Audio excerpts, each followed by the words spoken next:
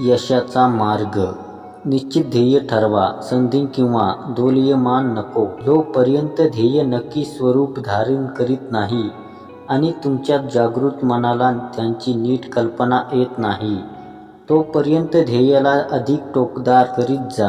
मी सांगितल्याप्रमाणे जोपर्यंत आध्यात्मिक आणि बौद्धिक अभिसरणाद्वारे योग्य ध्येय तुमच्या सुप्त मनात शिरत नाही, तोपर्यंत अध्यात्म आणि हुशारीच्या माध्यमातून त्याला नीट धरून ठेवा. नंतर तुम्हाला ते मिळवता येईल, कारण ते तुमचेच असेल. या ध्येयाभोवती सकारात्मक विचारांचे आणि विश्वासाचे कडे नेहमीसाठी असू द्या. त्याला सकारात्मक प्रयत्नांची जोडा. याच मार्गाने यश मिळवता येते. भीतीचा प्रकार. एक अशक्त आणि ठाम विचारांचे थिओडोर रूझवेल्ट एकदा म्हणाले होते, खरं तर अनेक वेळा मला भीती वाटायची, पण मी त्या भीतीला माझ्या जवळ येऊ दिले नाही. आपल्याला कशाची भीती वाटत नाही असं समजून मी माझं काम करीत राहिलो आणि भीती अदृश्य झाली.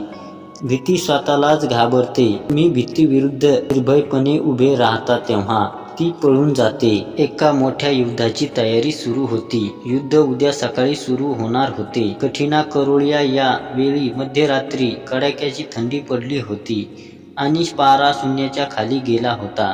अशा वेळी एक शूर अमेरिकन खलाशी आपल्या रडगाण्याला टोचून उभा होता. तो एका कॅनमधून छोट्या चाकूच्या सहाय्याने काढलेल्या थंड बिया खात होता. त्यांच्याकडे पाहत असलेल्या एका वार्ताहराने त्याला एक अज्ञानविषयक प्रश्न विचारला.